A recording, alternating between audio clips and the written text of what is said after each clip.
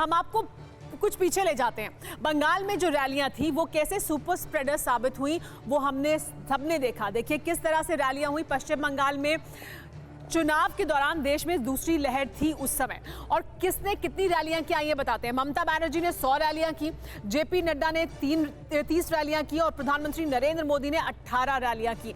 100 रैलियां ममता बनर्जी की, 30 जेपी नड्डा जी की, प्रधानमंत्री नरेंद्र मोदी की 18 रैलियां। ये रैलियां हुई थी पश्चिम बंगाल में तब जबकि देश में दूसरी लहर उस समय थी।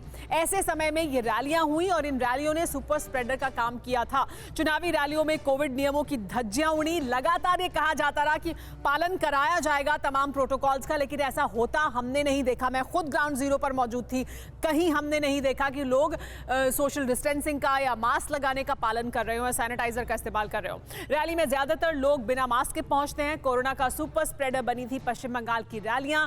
उसके बाद किस तरह के हालात बने, वो जो मुश्किल थी वो हमने सबने देखी है। लेकिन अब बड़ा सवाल यह है कि हम तब से क्या कोई सीख लेकर आगे बढ़े हैं। जो सेकेंड वेव थी उसके बाद हमने क्या सीख हासिल की है कि अभी जो हालत है उसे अभी से कंट्रोल किया जाए। ऐसा क्या होगा, क्या कोई नियम बनाए जाएंगे, बनाए जाने चाहिए। हमारे साथ खास मेहमान जुड़ गए जिनके साथ हम इसी मुद्दे पर चर्चा करेंगे।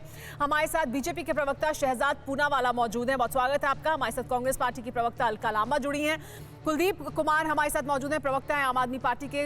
इसके अलावा डॉक्टर सुशीला कटारिया हमारे साथ मौजूद हैं, इंटरनल मेडिसिन मेदांता से हमारे साथ जुड़ी हैं। और डॉक्टर सतीश रंजन हमारे साथ मौजूद हैं जो कोविड साइंटिफिक कंसल्टेंट हैं, उनसे भी बात करेंगे। लेकिन सबसे पहले शहजाद आप ही से शुरुआत करें। अगर क्या पाबंदियां नहीं लगनी चाहिए, क्या गाइडलाइंस नहीं आनी चाहिए, और गाइडलाइंस ही क्यों? क्या जो अभी हालात हैं, ओमिक्रॉन क्योंकि देश के सामने एक नई मुसीबत है जो सामने खड़ी है, ऐसे में क्या इन रैलियों को रोकने की कोशिश नहीं होनी चाहिए?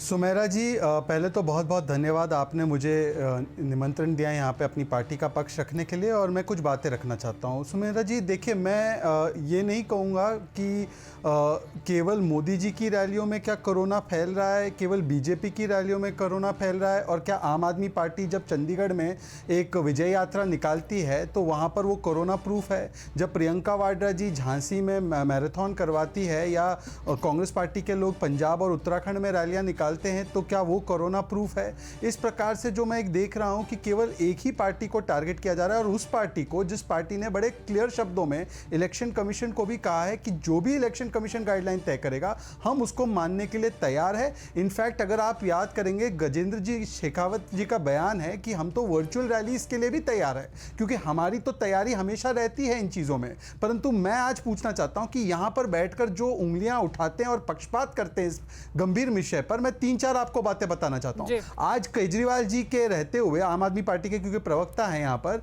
10 दिन पहले 90 केस थे दिल्ली में, आज 900 केस हो गए। ओमिक्रॉन के मामले में दिल्ली नंबर 1 है, 263 केस हो गए, पॉजिटिविटी रेट 1% से ज्यादा हो चुकी है।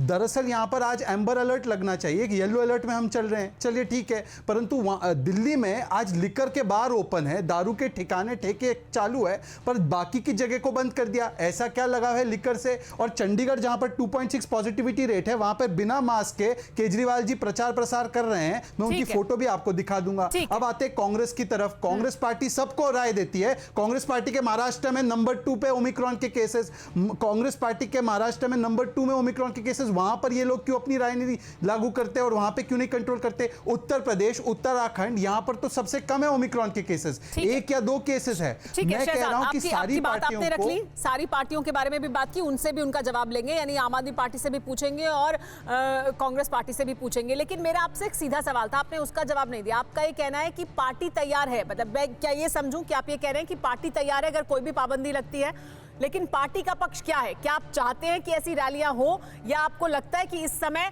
इन रैलियों को रोका जाना चाहिए? क्या आपका पक्ष है, वो क्या है? वो मैं अगर आप मुझे बता पाएं ताकि मैं बाकी लोगों का भी पक्ष लूं उस पर।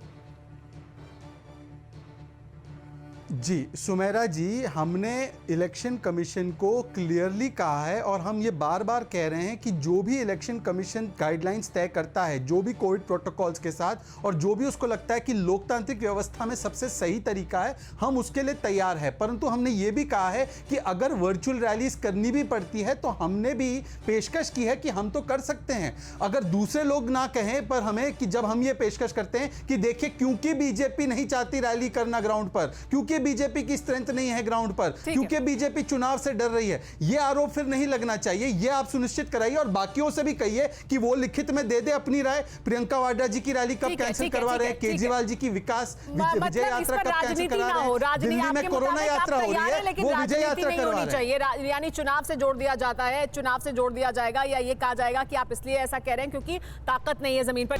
कोरोना धर्म नहीं देखता, जात नहीं देखता, अमीर गरीब ऊंच नीच नहीं देखता। कोरोना सिर्फ मौका देखता है, लेकिन आप उसे मौका मत दीजिए। बस इतना कीजिए, जब कभी दफ्तर से बाजार से घर लौटिए तो इतना ख्याल जरूर रखिए कहीं आपके साथ कोरोना आपके घर तो नहीं जा रहा।